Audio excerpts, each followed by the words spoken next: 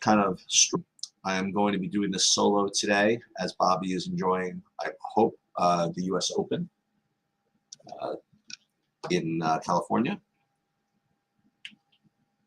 So what we're going to do is we're going to go over both slates, the afternoon slate, which starts at about an hour, and then we're going to do a preview of the main slate as well. Just a couple of announcements. I am not going to be available live tonight. And also, I'm not going to be able to update the projections, I don't believe, either. I just have plans this evening that start in the later part of the afternoon. So you'll hopefully rely on Goldie's aggregate projections, which combine pretty much the entire industry, and or SaberSims. You won't have mine, but that's okay. So that's that. So let me share my screen, and we'll do the same kind of process as we always do. Entire screen, share, and we'll take a look at the early slate first. Now, again, you'll see that there are 3 games, a 1 o'clock and then 2 3 o'clocks. And I always like to just say that, just to give an idea of how these things spread out. And you can just kind of eyeball these right from the beginning. You know, Toronto-Baltimore, you would think would be a high-scoring game depending on the pitchers. Tampa-Oakland, you'd imagine Tampa would be a big favorite, and Philly-Arizona. You know, you have 2 pretty decent teams. And you see you have Nola going against Arizona at 10-2. Bradley against Oakland at 9K. Wells 8,700 against Toronto. Kikuchi looks relatively cheap against Baltimore at 5K, 7K. And then you have 2 pretty cheapos. You have Blackburn at 6K against Tampa. Then Ryan Nelson at only 5,300 against Philadelphia. Now, before I even look at the projections, I would imagine that Ryan Nelson's going to be pretty cheap. I mean, I know he's cheap, but I imagine he's going to be rated to be a good point per dollar play. I mean, you just look at his game logs. I mean, that's just the way let's just take a look at it. I'm trying to, you know what? I apologize, but there it is, Ryan Nelson. So, yeah, I mean, he's got a couple of results here that certainly are befitting of a $5,300 good play. One of them you'll see was against Detroit, and that's usually kind of the nut matchup. But you will see that he did have a good, decent enough performance against these Philadelphia Phillies a couple back. So depends on his matchup. He looks kind of middling, right? Good against Detroit, bad against Atlanta. This is kind of a really bad performance at home against Colorado. But overall, I mean, again, it's a very, very small slate, and it does look pretty cheap. Let's take a look, though, at my sheets for this slate. I'll share them over here.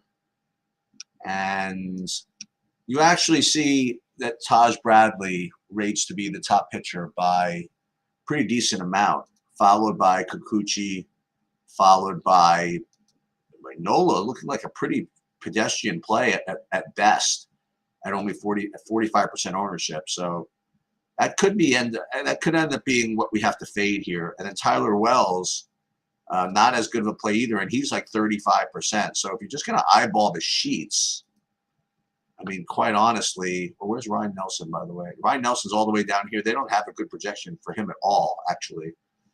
So you would think that Kikuchi, no, because these guys are all highly owned too. So, yeah, Bradley at 52, Kikuchi at 39, boy, Nola at 45. You're really not getting any breaks here at all as far as pitching goes. So you either go all the way down here and hope you get lucky with like Blackburn or Ryan Nelson, or you try to get different, or you try to do some funny business with the stacks. So let's take a look at the stacks. If I'm again just looking at the sheets here, this is for the early slate. Let's see. Oh no, this is the main slate. Sorry about that. Let's pull up the early. MLB, DK, early stacks. How do I find that? Sorry about this, guys. We got plenty of time though. Stacks, early. Here we go. Yeah, I don't know why I'm not getting.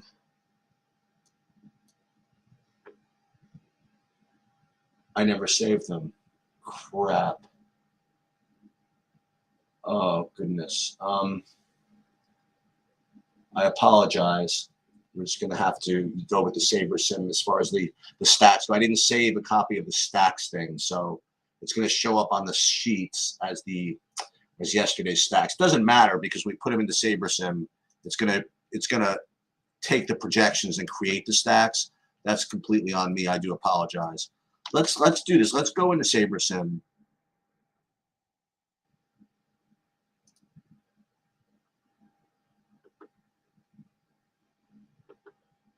And build some lineups and see what we get.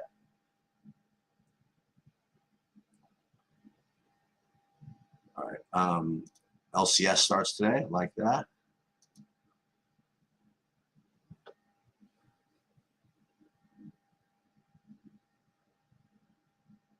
So DraftKings.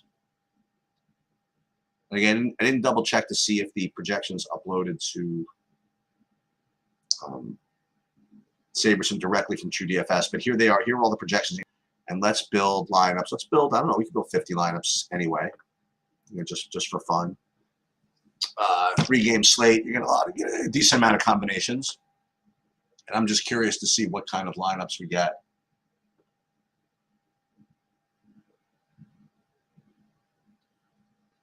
And then again, this is the early slate. We're going to do the main slate in just maybe 10 minutes. Let's just see what we get. So let's see.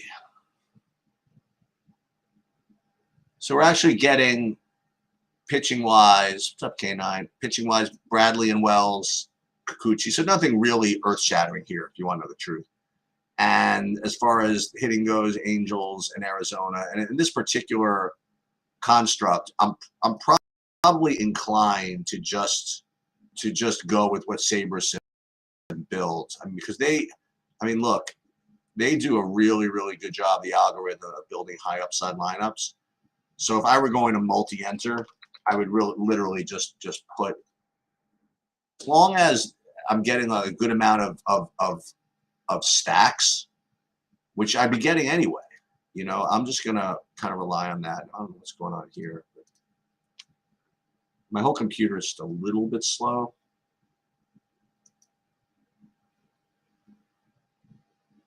I apologize for that, but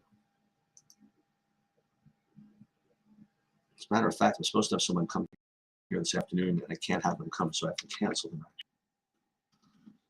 And I would just basically just go with whatever SaberSim would give me. As far as MME goes, with the big buy-ins, I would have to go in and kind of hand build them. But let's do that. Let's take a look at that. Let's see what that looks like.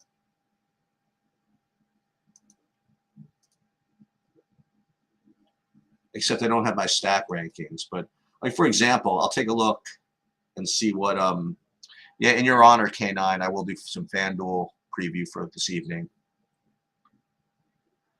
Say your honor, I'm not reading your eulogy or anything like that. So I think fading Nola is probably a good idea.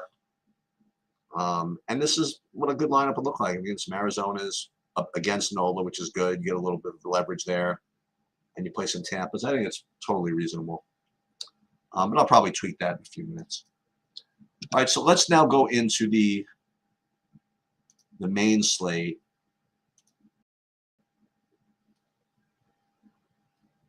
And we're going to go game by game. Everything is so slow today.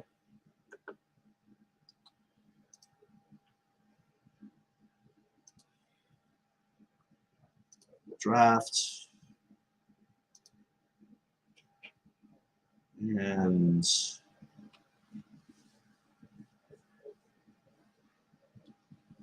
okay. So once again, I'm going to be pulling up my sheets, and I'll be looking at them probably off on the side. And it's really interesting. We're going to get to a pitcher who I literally have never heard of, who rates to be the top overall value play today. We're going to get there in a little bit, but we're going to start off with Detroit, Minnesota. And you have Matt Boyd going against Sonny Gray. And as usual, whenever you have, well, any pitcher, but specifically a righty going against Detroit, They're usually going to pop as a really good play, and today is no exception. Sonny Gray is showing up as the top spend up, if you want to call it that, top over 9K guy on the whole slate. And he's being owned as a result. I mean, I have an initial projection at 35 to 40% ownership, but I think he's obviously a very, very strong play. The other side, Matt Boyd, I actually have as a fringy alternative, and not that bad. So, you know, I would include both these, and I won't say don't sleep on Matt Boyd, but Matt Boyd, I have him as a secondary option. He's only 12% owned, so I think he's definitely reasonable. When it comes to the hitting here, I actually have Minnesota, wow, as the top value on the board, and I wonder why that is. There's probably a couple of real cheapos in here that make all this work. I'm seeing, like, for example, Solano at a flat 2K. All right, that's what's going to make it work. So Solano at a flat 2K makes sense. And then the regular guys like Royce Lewis, Kepler, Will Castro, Carlos Correa. So Minnesota is actually rating out as one of the top values on the slate, if not the top value on the slate. When it comes to just regular raw points, I'm not really getting to them, though. So Minnesota is going to be that stack that you will either use when you want to double pay up for pitching, or as kind of a complementary stack to, you know, your more expensive hitting options. So let's just leave Sonny Gray in here for now, and let's put in Donovan Solano just so that we kind of remember that this is an option. Now, let me look. With respect to FanDuel, I actually do have Sonny Gray as overall my top play on the slate, and it's really, I don't say it's not close, but I think he's clearly my top pitching option. So even at 10-1, which is what he is over there, that is something to consider. And let me pull up the FanDuel stacks.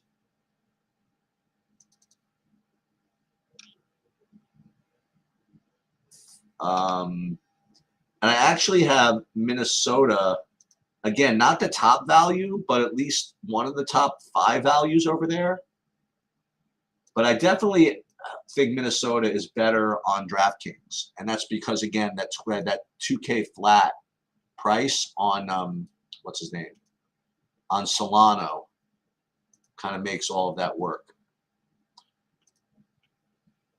Okay, so moving on, we have Colorado against Atlanta, and the first thing to note is that there are weather issues in this game, so keep an eye on that. And the second thing to notice is this A. Smith Shower guy. He at 5,500, I guess he's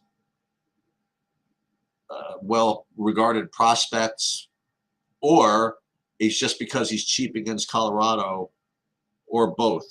And I'll tell you this, they're picking really good spots for him. You know, the first time he went out there was against the Nationals, and now he's home against Colorado. The only thing is, I mean, on the one hand, well, in the game before that, I guess he only got 2 innings against Arizona or so, but they did let him pitch 86 pitches, so that's something. The other thing to note is that there's weather again, so you got to keep an eye on this. But if they do go, I have on DraftKings AJ Smith Shower as the top point per dollar play on the slate, and I have him at 20% ownership right now. And again, it just depends on whether you need him or not. You know, if you want to play those Minnesota cheapos, you don't need to play AJ Smith Shauver. Okay. But he definitely looks like a very, very good value here. And I'm not getting to Kyle Freeland at all. As a matter of fact, Atlanta is currently rating out as the top raw point scoring stack by a pretty significant margin on DraftKings and also on FanDuel. but they're also being owned considerably high. And I just know that I can feel, I sense if Bobby were here, he would remind me that Kyle Freeland is not bad. Um, that he does limit damage, and he is actually not that bad of a pitcher. Now, again, he's had some blow up games. Remember, he does play. He does pitch at home against Colorado quite a for Colorado in Colorado quite a bit. But look, he had a good performance against Milwaukee. He had a good performance against Philadelphia. I mean, it's not bad. So it's not as if Atlanta at huge chalk with rain considerations is not fadeable. So according to the numbers, yes, Atlanta on both FanDuel and DraftKings rate to be top plays. But at high ownership, I'd love to try to fade it if possible. So again, we have, we're trying to build this kind of like pseudo optimal lineup here. So we have AJ Smith-Schuster, whatever, and Sonny Gray, still the top pitchers. I put Solano in here. I'm not going to put Atlanta in because I don't want to use the highest owned stack when I think there's some risk there. So moving on, we have Angels at Texas, and you have two really just high-powered pitchers here with Ohtani and Eovaldi. And while I am not surprised to see Ohtani, getting some projection, I'm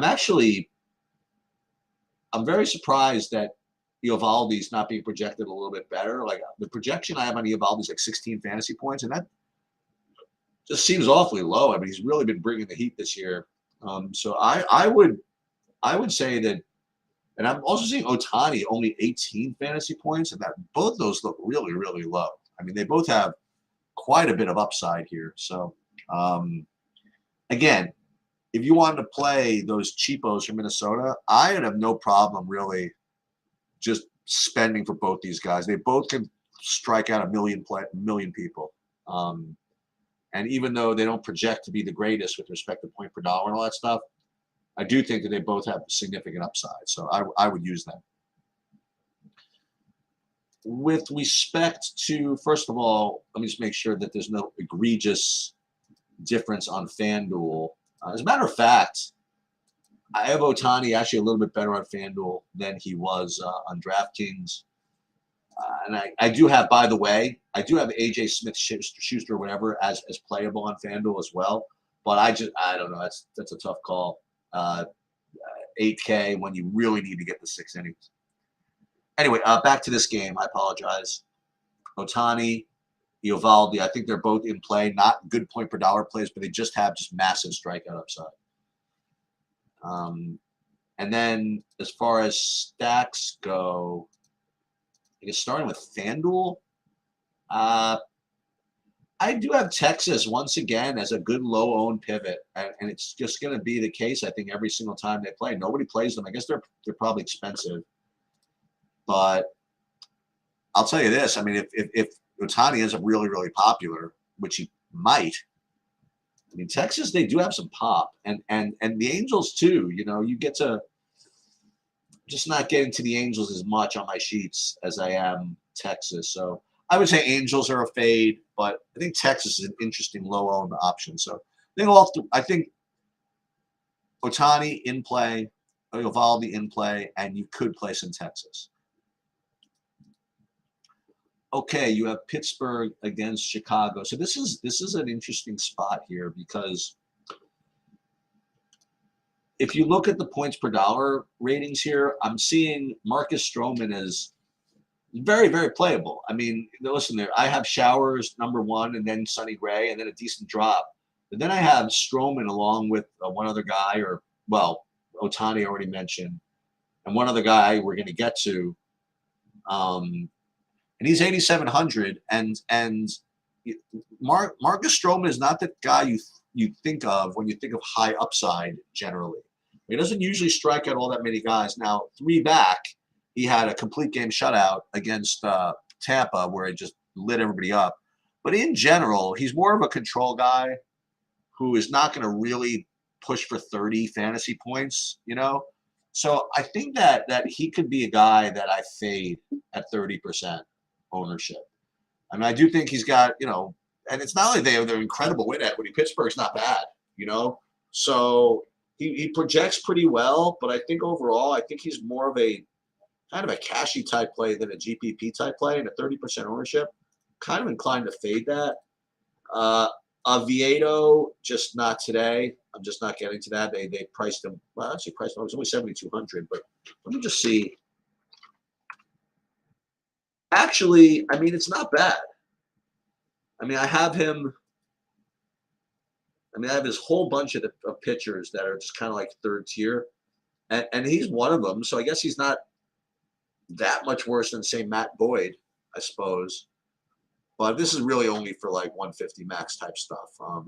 So I think Stroman is kind of a good tactical fade. Like, you want to like actively not play him, in GPPs, just because, again, I just don't think he's just got that upside given his ownership.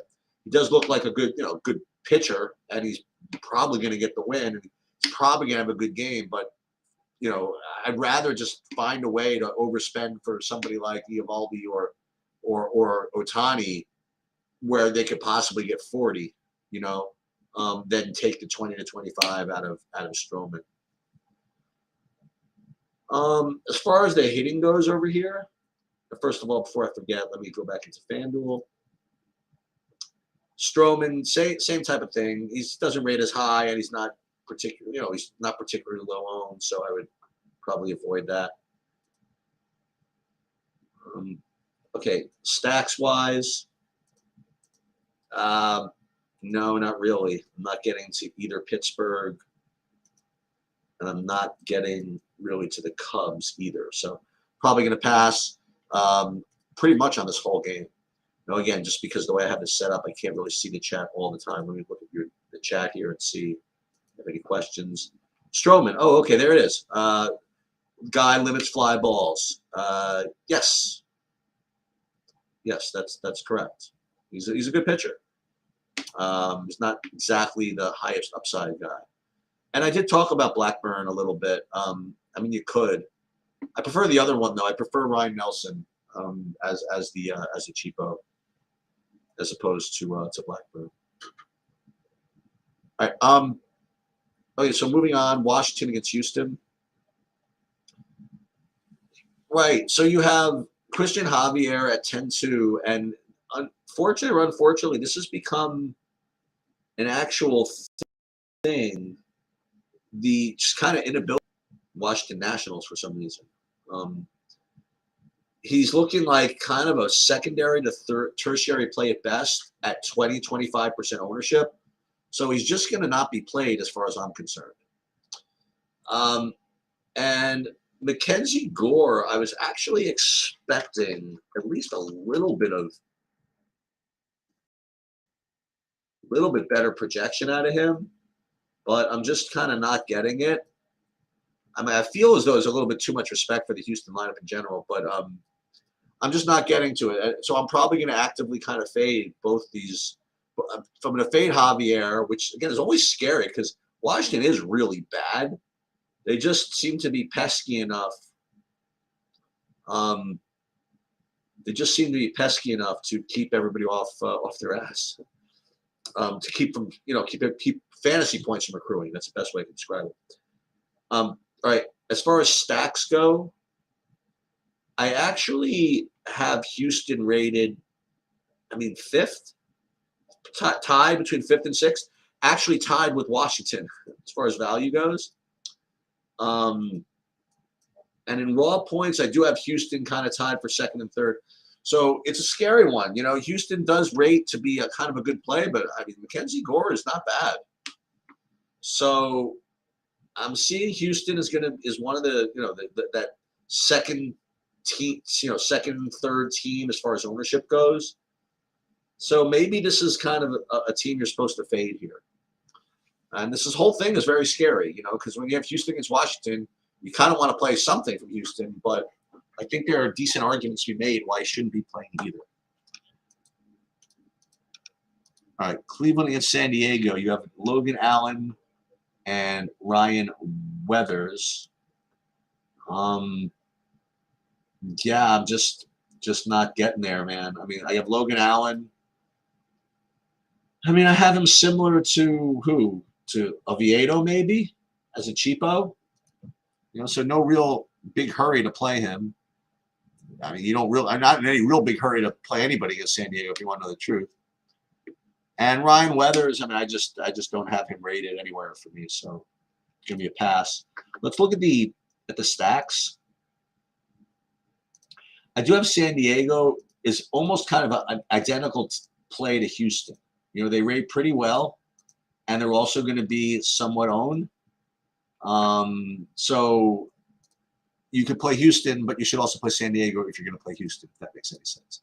Let me see Cleveland, because Cleveland always seems to rate decently as far as value goes. And actually, this is no exception. You have them rated for me as like fourth best value, and really, really not highly owned at all.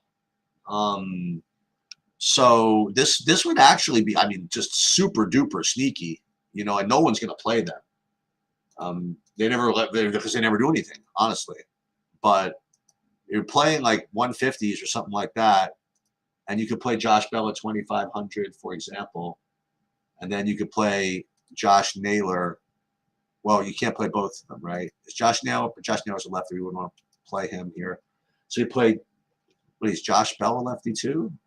No, he's switch hitter. So probably get Josh Bell in here, and then we could play Rosario and Ramirez. Let's see what this looks like.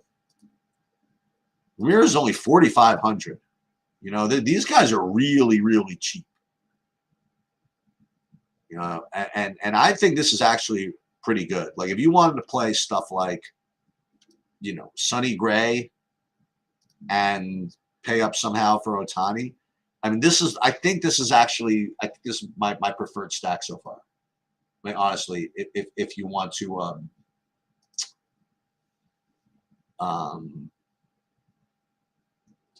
my top stack for the day slate, I'll tell you actually. I'll go right in there. I mean, there's a lot of different ways you can. I have actually Tampa. That's my number one, and then actually Arizona. It's a 3-game slate. Anything you can do. You can do anything. Okay. Yeah. So I like Cleveland. And the funny thing, I think I'm only going to play one lineup tonight. I'm going out. And so whenever I go out and I can't really update the projections and stuff, I only really like to play the one lineup.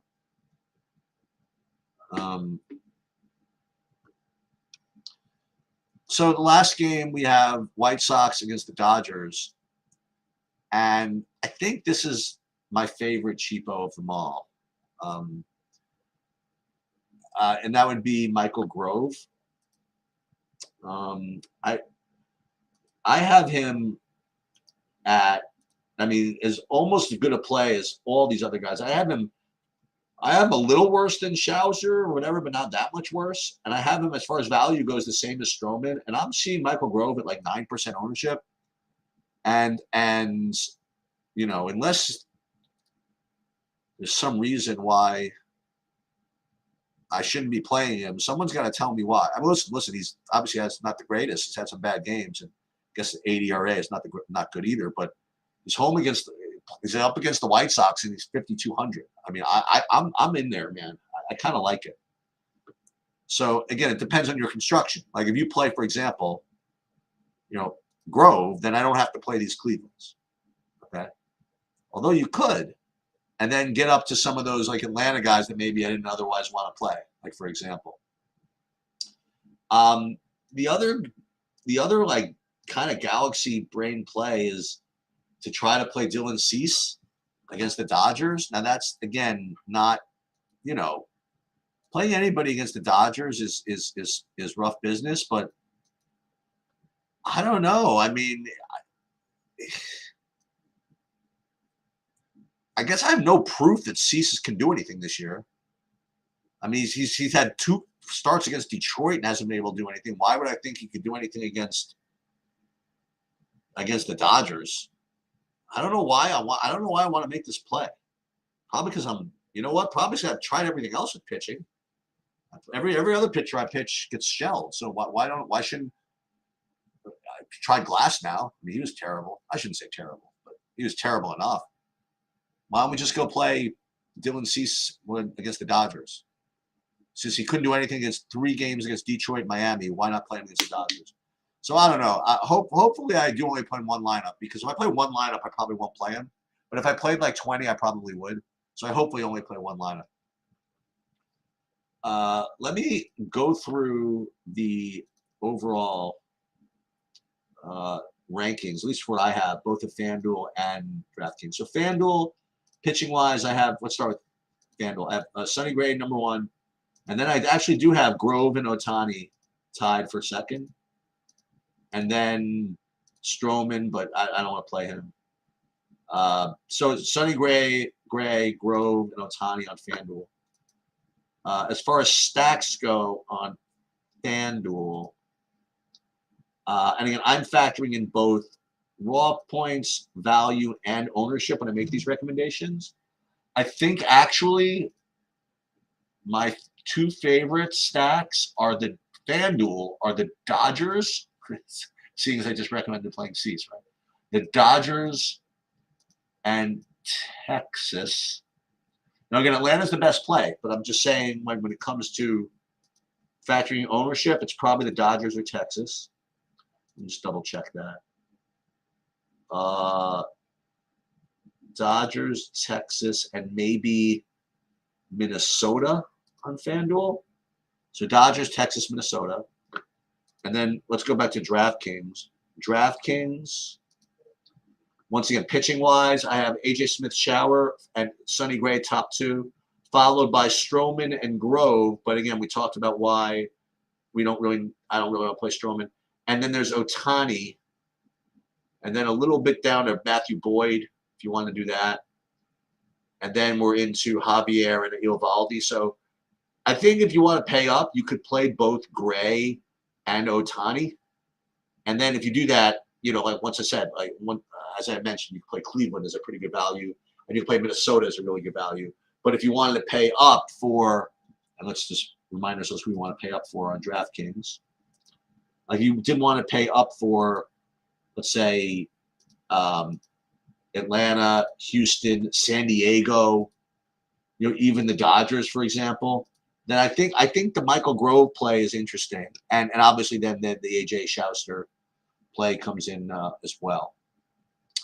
Okay, let me just look. I'm going to be doing an MMA video for DFS at about 1 o'clock, about 20 minutes after I get these lineups in.